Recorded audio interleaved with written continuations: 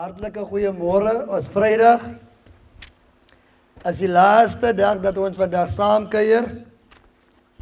En vanoggend sluit ons hierdie paar geleenthede waaroor ons gesels het met die volgende woorde. Of liewers oor die volgende gedagte. Ons gaan vandag 'n bietjie praat oor dinge wat kan werk om die huwelik en die huwelikslewe meer aangenaam te maak. 'n Paar voorstelle of 'n paar wenke vir die getroude lewe. Die dag toe ek trou, toe het iemand 'n woord van bemoediging gespreek by die troue. En die persoon het gesê, die Bybel sê in Psalm 127, as die Here die huis nie bou nie, te vergeefs werk die wat daaraan bou. Ek het reeds vir u genoem, maar was kere in my lewe, toe ek probeer bou het aan my huis. Daar was kere in my lewe toe my vrou probeer bou het aan haar huis. Maar ons moet vandag bely die kere toe die Here gebou het, of die kere wanneer die Here bou, is die enigste kere wat reg werk. Hoe bou die Here? Die Here bou deur sy woord in ons lewe, deur sy invloed in ons lewe, deur sy gesindheid in ons lewe, ten goeie vir die huwelik. Kom ons kyk na 'n paar van die wenke wat ons het vir die gesinslewe. Die eerste en belangrikste is God eerste in alles wat ons doen. Dis nodig vir 'n getroude paartjie om God te ken in die huwelik, want God is die gewer, die insteller van die huwelik. Wanneer jy vandag na u huwelik kyk en aan die huwelik dink, waar is God in die huwelik? Is daar nog tyd vir God binne u huwelik? Maak u plek vir God in die huwelik. Wag u tot daar twis kom en dan stap jy maar weg en sê, ag Here, asseblief tog, praat tog met my vrou, praat tog met my man, help tog hy man. Of is daar 'n situasie waar dat God as 'n reël binne die huwelik geken word deur saam te bid, deur saam na sy woord te kyk, deur tyd met hom deur te maak. God eerste in alles wat ons doen, in ons besluitneming, in ons aankope, in ons voornemens vir die nuwe jaar. God moet 'n deel, 'n sê daarin ook het. Tweede punt vanoggend is, wees gaaf teenoor mekaar in die huwelik. Is u gaaf teenoor die lewensmaat? Is u bedagsaam teenoor die lewensmaat? Is u hoflik teenoor die lewensmaat? As ons nou met mekaar, ons woon mos maar in kleinerige huise, as ons nou verby mekaar loop hier in die klein vertrekkie, loop ons mekaar om of sê ek sorry dat ek gou verbykom? As ek iets kry, sê ek dankie. As ek iets nodig het, vra ek asseblief.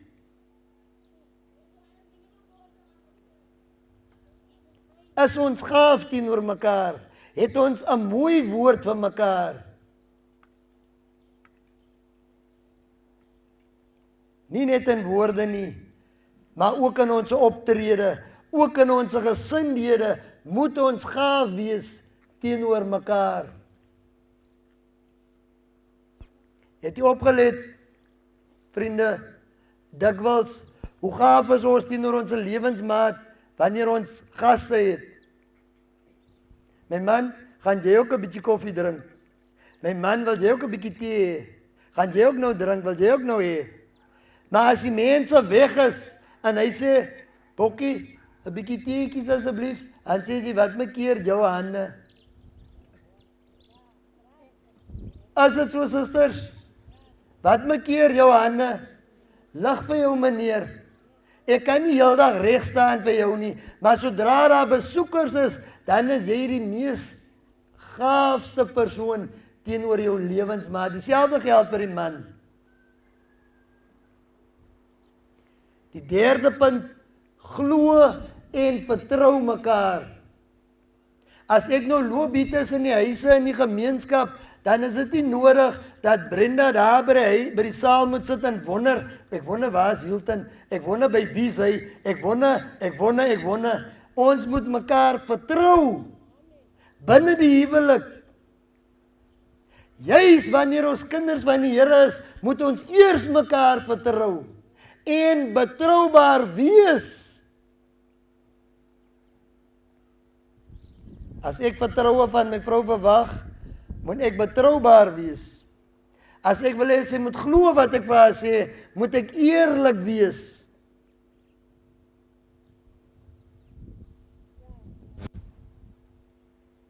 Baie belangrik, vriende, die vierde punt, hou gesinsgeheime binne die gesin. Sodra iets in die huis gebeur, oor die pad is u. Oor die pad is ek kan nie wag om nou te gaan sê, weet jy wat, het hierdie man van my nou nie, wat dink hy nou? Hoe kan hy nou so? Weet jy, hierdie vrou van my, ek is op, sy is te so en te so. As dinge wat binne in die huis moet bly,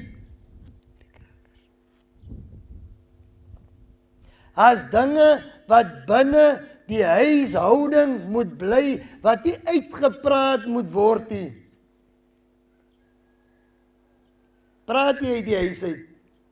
Praat jy uit die huwelik uit. Dis nodig dat ons nie uit die huis moet praat, uit die huwelik moet praat wat binne die huwelik moet bly nie. Want dit skep wantroue en dit kweek, dit bevorder bitterheid. As niks wat ek kan nou van 'n man se kant af praat, as 'n vrou haar man gaan bespreek met ander mense, dit maak 'n man bitter. En ek weet 'n vrou sal moord pleeg as haar man haar sake met ander mense gaan praat. Ons moet huweliksgeheime binne die huwelik hou. Hou die kommunikasielyn oop. Ons moet met mekaar kan kommunikeer of kan praat of kan skakel van tyd tot tyd. Ons kan nie net met ander mense praat. Ek is baie keer baie stil by my huis en dan sê my vrou, as die nou mense kom, dan gaan jy net so kwak. Maar as is nou alleen is, as jy weer troep stil. Is belangrik dat ek moet praat ook met my lewensmaat binne die huwelik. Want dit bevorder die vriendskap. En dames, en manne, maar vir al die dames wil ek nou, ek piek 'n bietjie op die dames vandag. Hou jou voorkoms soos toe jy gelyk het toe hy nog uitgegaan het met jou. Jy weet mos toe jy uitgegaan het met die man, toe is jy nou baie smart. Jy wil hê hy moet jou sien met die rollers in nie. Jy wil hê hy moet jou sien met die, hoe sê mens by hierdie ding wat jy aantrek by die kombuis? Jy wil hê die man moet sien, jy dra hy ding, 'n voorskootie, maar nou, van hierdie arme man het, nou staan die hare, staan net so, jy het die voorskoot aan, 'n sloffies heel dag, en jy waar nie hoe jy lykie, maar jy wil hê die man moet sê, dis nou my vrou wat daar loop, foei toch, sal hy agterna sê. Maar ander dag het hy gesê, dis nou my vrou, sien, my broer. Verstaan jy my punt? Maak jou mooi vir jou man. Dis jou man, hy wil met trots sê, dis my vrou. Nou ek is baie slordig baie keer, my vrou sê, nee Hilton, nee man, nee. Waar pas hy hemp en hy broek, hy das pas by jou klere nie, want ek voel net, jong, het maak die saakie, maar sy voel, as ek daar loop, is dit haar man. Ons moet ons mooi maak vir mekaar, ons moet 'n lus wees vir mekaar se oog. Is dit reg so, my vriende? Maak jou mooi, dat jou man kan sê, Moenie so kykie manne, hy is my vrou daai. Vrouens asseblief, moenie my man so van agteraf kykie, dis nou weer my man hy. Hou jou voorkoms mooi. En belangrik, ons het al hierdie ook genoem, vertroetel mekaar, soos in die begin van die verhouding. My oom, onthou jy hoe het jy nog vir die auntie verras met 'n chocolate? Onthou jy hoe het ons nog die auntie verras met 'n blommetjie? Onthou jy hoe ons hand aan hand geloop het in die straat, in die begin van verhouding? Onthou jy hoe dat ons mekaar hou vas het, in die begin van die verhouding? Nou, sê jy vir jou lewensmaat, as hy 'n bietjie wil raak aan jou, hallo, moenie stytig wees nie man. Kom ons sê dit soos dit is. Die liefde moet vertroetel word, dit moet mooi gehou word, laat jou man jou hand vat, laat hy sy arm om jou nek sit, laat hy vir jou 'n drukkie gee, laat hy jou bederf en jy ook so vir jou man, juffrou. Vertroetel mekaar, soos aan die begin. Belangrik vriende, dit is 'n baie belangrike punt. Weet, waar is die streep vir my familie en my vrou se familie? Trek die streep vir skoon mense. In ons gemeenskappe is dit 'n uitdaging om ons uitgebreide familie op hulle plek te hou. Want baie kere is ons genoodsaak om saam te woon. Nou het ek en my vrou 'n verskil, gee skoonma se maar antwoord, hallo, hy is nou my dogter, jy gaan nie hier kom sê nie.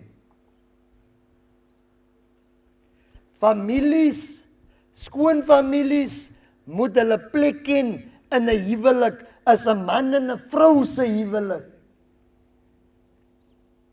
Soos my broer altyd sê, bly in jou baan. Ons moet lief wees vir ons skoonmense. Ons moet lief wees vir ons families, my susters en my broers en my aunties en my ooms en my niggies en my neef. Ek is baie lief vir hulle, maar hulle het 'n plek waar hulle moet eindig wanneer dit kom by my huwelik. En dit geld vir elke huwelik. Man en vrou moet seker maak dat hulle ooreenstem tot so ver met families en nie nader nie, want ons huwelik is ons huwelik. Nommer 9, wees bereid om te vergewe en te vergeet. Die liefde hou nie boek van die kwaad, het ons gesê al reeds. Vergewe iemand. Partykeer dan vergewe ons die bure beter. Partykeer vergewe ons families beter. Partykeer dan vergewe ons kollegas by die werk beter as wat ons lewensmaat vergewe. Kom ons leer om ons lewensmaat te vergewe en te vergeet. Ek het al in my lewe my lewensmaatjie ongelukkig gemaak en sy het my vergewe en ek bewonder haar voor, want dit is wat liefde kweek. Vergifnis kweek liefde. Ek kan nie help om maar meer lief te kry by die daggie, want dit is vir my mooi om te sien hoe sy my verdra. Vergifnis is 'n mooi ding. Maar vergifnis is 'n ding wat ons swaar afgee. Mag die Here ons help om te vergewe en te vergeet. En dan die 10de punt vir getroude pare vandag is baie belangrik. Wanneer ons verskil, moet ons nie lelik raak nie. Wanneer ons met mekaar verskil, kom ons verskil oor die punt. Ons sê nie mekaar in nie. Ons kyk nie na mekaar se jou neus, jou hare, jou ma, julle familie. Dit is nie die kwessie nie. Die kwessie is, gaan ons 'n nuwe TV koop of gaan ons nie 'n nuwe TV koop nie? Moenie laat ons lelik raak met mekaar wanneer ons verskil nie. Jy weet, ons al 2 keer dink hoe dat ons teenoor ons bure praat, want ons wil hê hulle moet nie ons snaaks aankyk nie, maar binne in ons huwelike, dan praat ons baie keer snaaks teenoor mekaar. Want niemand kan mos hoor nie. Maar God hou boek, my vriend. As huweliksmaats wil ons gered word. Lewe so wat kan lei tot die redding van jou maat. Moenie jou maat uit die hemel uit wil lewe nie. Deur wanneer julle nie oor 'n ding saamstem, mekaar soos kat en hond behandel nie. Verskil binne respek teenoor mekaar. Verskil sonder om lelik te wees. My vriende, al hierdie dinge sal baie moeilik wees om reg te kry as die Here die huisie bou nie. As Christus ons nie in staat stel, my vriend, is dit bedroewig in 'n huwelik. 'n Huwelik waar Jesus ontbreek is maar bitter. Om die waarheid te sê, baie mense tree nie eens in die huwelikie, omdat Jesus in hulle lewe ontbreek. Jesus stel die Bybel voor as die man van die kerk wat die vrou is, en soos hy die kerk lief het, soos wat hy die vrou lief het, so moet ons mekaar lief hê. Hy het sy lewe afgelê vir die kerk, vir sy vrou, vir sy bruid. Hy kom sy bruid weer haal, hy is die bruidegom.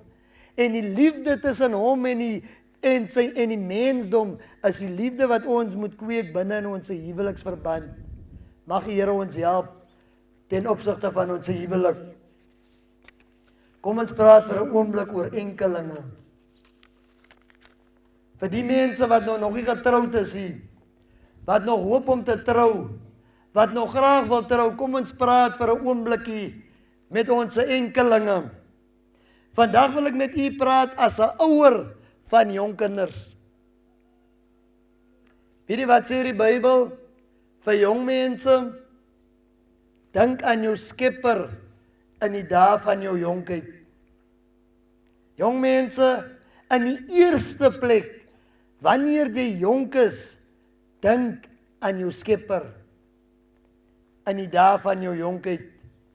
Voordat die ongelukkige dag kom, dat jy sal sê, ek het daar geen behaag in nie.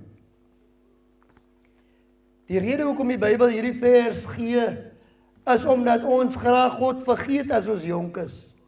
En dan doen ons dinge en ons maak foute wat ons pyn en lyding veroorsaak.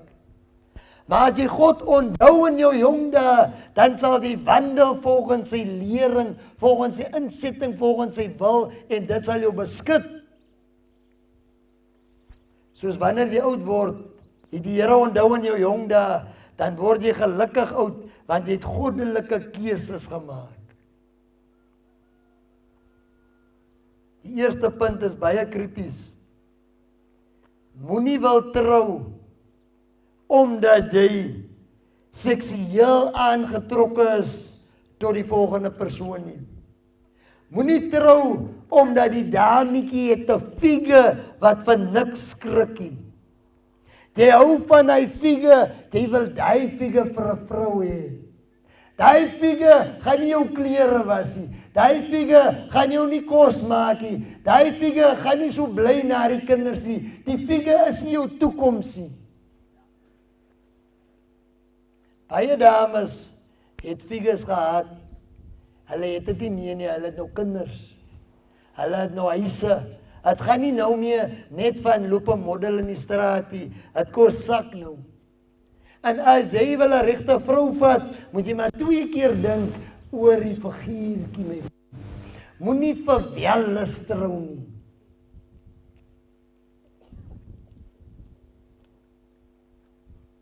Belangrik, jong mense, moenie met 'n lui persoon trou nie. Moenie trou met iemand wat lui is nie. 'n Lui man gaan laat julle arm is en swaar kry. Het jy my gehoor, my vriende? 'n Lui man gaan maak dat jy arm is en swaar kry. En man, meneere, jong manne, as jy 'n lui vrou vat, jy moet maar bid vir skoon klere. Jy moet maar bid vir 'n skoon huis. Want 'n lui vrou gaan langs die huis sit. En sy gaan met die bure kuier. Hy huis gaan so lees soos jy hom vanoggend gelos het en jy gaan hom weer soek kry. Moenie met 'n lui meisie trou nie. Hy ene wat net loop mooi lyk in die pad, is treurig. Moenie met iemand trou wat lei as jy gaan boet.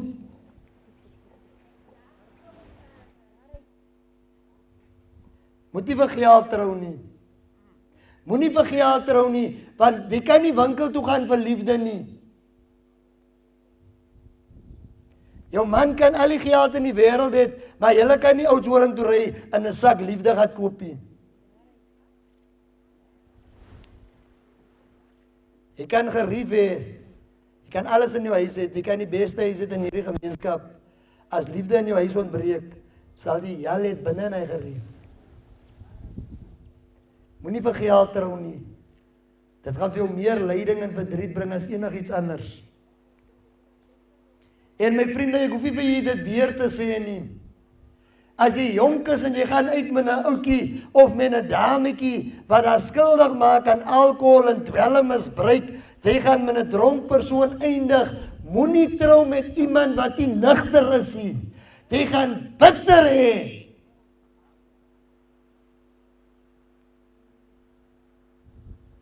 Weet jy wat? As jy met 'n dronk persoon gaan trou, dan kan jy vir jy klaarmaak vir twis en vir stryd in die huis. As jy met 'n dronk persoon trou, kan jy vir jy klaarmaak dat die kosgeld gaan drank of dwelmsgeld word. As jy met 'n dronk of 'n bedwelmde persoon gaan trou, kan jy vir jy klaarmaak om meer as 'n dag jy kop in skaamte te moet laat sak. Want hy persoon gaan vir jou in die oë sit, my vriend. Hy persoon kan net wat 'n familie kom. Hulle kan wat besit. As hy persoon nie nugter is nie, hy persoon gaan vir jou meer as 'n dag in die oë sit. Want die mense gaan sê, hier kom my aan persoon, waar die kinders uit die pad uit, hy is miskien dronk soos hy ry, en hoe voel jy wat nugter lewensmaat is? Nie met 'n dronk persoon trou nie, jong kinders. En baie belangrik, moenie met iemand trou uit simpatie nie. Partykeer dan woon 'n man, 'n jong seun bly by sy ma. Hy's nou al in sy 20's. Nou sterf sy ma. Nou moet hy vir homself sorg. Nou woon hier 'n dametjie wat dink hy fooi tog. Kyk hoe swaar kry, nou moet self hom was en stryk. Hy het nie 'n ma nie. Ek sal hom afvat.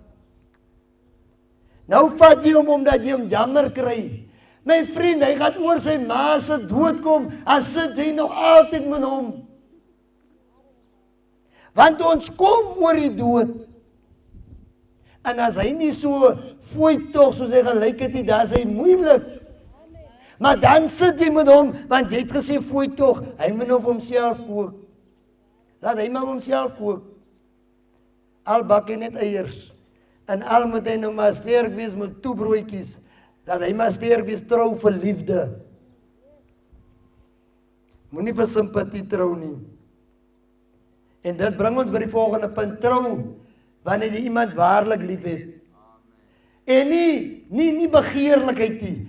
Trou vir hy liefde van Korintiërs 13, wat gou is om te vergewe, wat nie boekhou van die kwaad nie, wat nie opgeblaas is nie, die liefde wat alles verdra, hy mooi Bybel, hemelse liefde.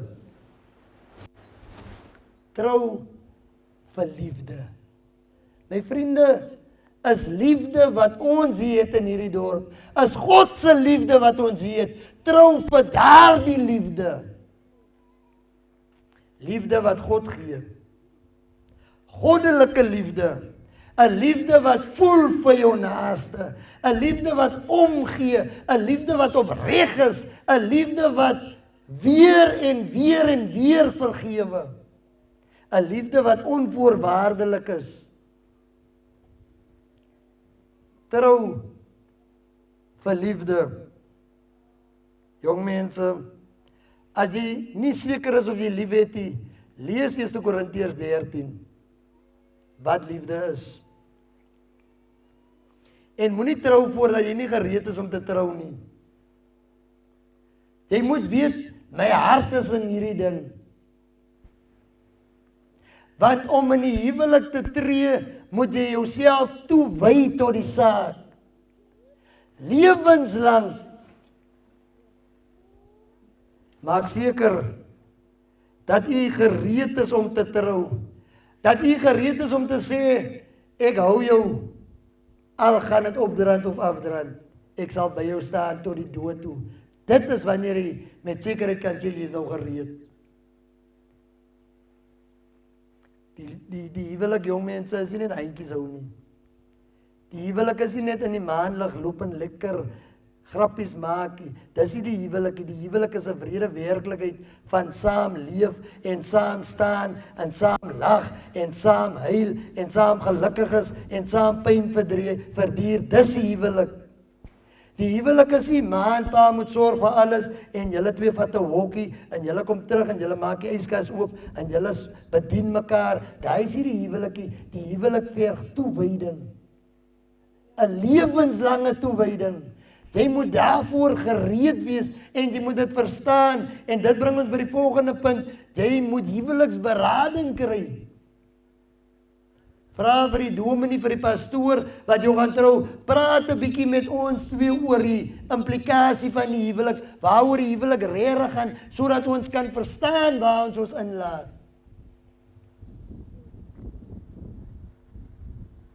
Sommige mense trou, want my niggie het so 'n mooi troue gehad.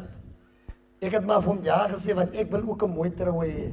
Ek soek 3 strooi meisies en ek soek 4 strooi jonkers. Ek wil nie 'n medaillebroerse kar, nee. Ek soek 'n Mercedes, ek soek 'n BMW, ek soek 'n limousine.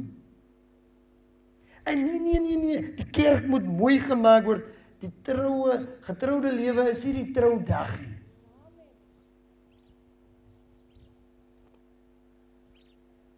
So wanneer jy trou, moet jy nie trou oor die troudag nie. Jy moet trou oor die getroude lewe. Jy moet dus die koste bereken voordat jy oorweeg om 'n lewensmaat te vat.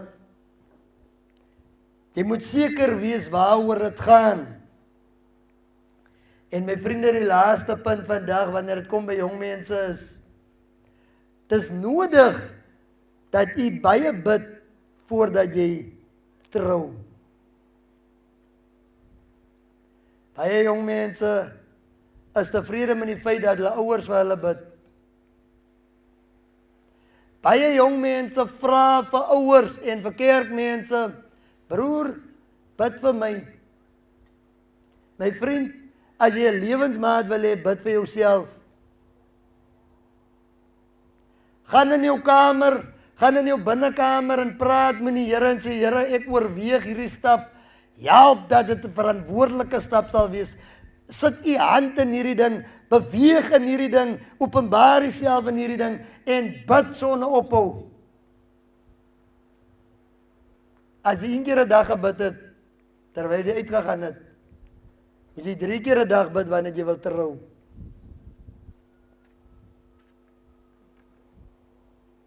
Daar is 'n rede vir dit, my vriende.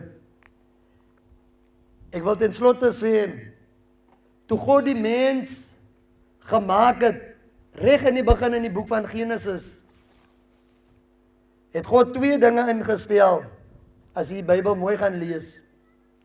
2 heilige instellings in die tuin van Eden.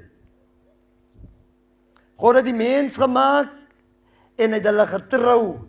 En die Bybel sê, daarom sal die man sy vrou aankleef. Of die vrou aan man aankleef, hoe is dit nou? Die man sal sy vrou aankleef. God het die huwelik ingestel in die tuin van Eden. En het jy opgelet, wat is een van die duiwel se grootste aanslag op die mens? As die huwelik. As ons vandag in die laaste dae in ons samelewing kyk, dan is troukarre is 'n skaars ding, maar mense het mekaar. Niemand het getrou nie, maar mense het almal mekaar. Die huwelik is in hierdie dae een van die duiwel se grootste tekens. God het nog 'n ding ingestel. God het die Sabbat ingestel by die skepping het hy gesê, 6 dae het ek die hemel en die aarde gemaak en op die 7de dag moet julle rus, want ek is die skepper, ek is God en jy moenie vergeet dat ek God is nie. Wat sê die duiwel? Nee, vergeet daarvan sodat jy kan vergeet wie's God. En as ons nou ons gemeenskap kyk, is dit nie duidelik dat God vergeet is nie. Satan beywer om elke dag om hierdie 2 instellings van God te vertrap, want dit maak seker dat ons gelukkig is, en hy haat dit om ons gelukkig te sien. Die duiwel kan dit nie vat as ons gelukkig is nie. As my huwelik stryd het, smile die duiwel. As ek nie tyd het vir God nie, smile die duiwel. My vriende, ons was hier in die dorp om vir u in liefde te kom dien, omtrent 'n God wat vir u omgee, 'n God wat jou innig lief het, 'n God wat persoonlike verhouding met ons wil hê.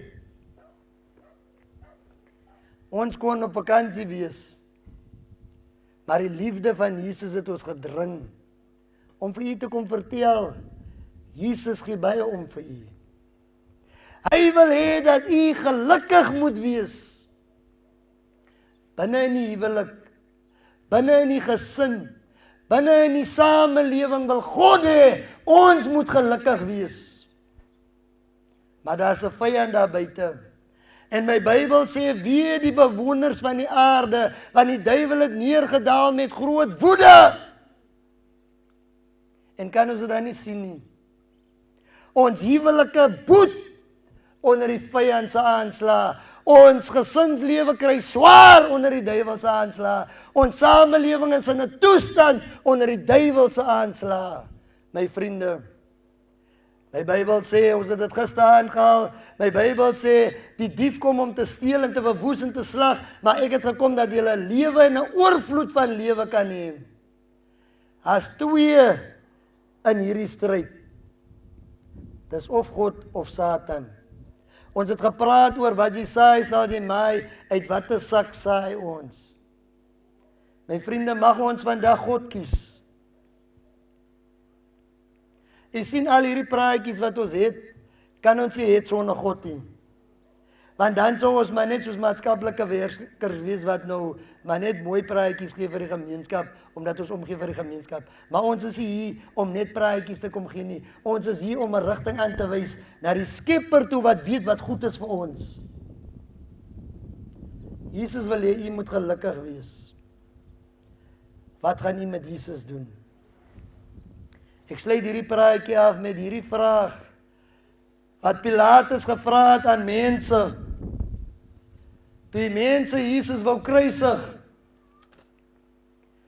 Pilatus het gekyk na Jesus toe en hy het niks probleme met hom gekry nie. Hy het niks fout met hom gesien nie en hy vra vir die mense, wat moet ek maak met hierdie Christus, met hierdie Jesus wat Christus genoem word? En die mense se antwoord was, kruisig hom. Kruisig hom! Vandag wanneer God vir jou vra, wat gaan jy met Jesus doen? Gaan nie toelaat dat ander mense vir antwoord.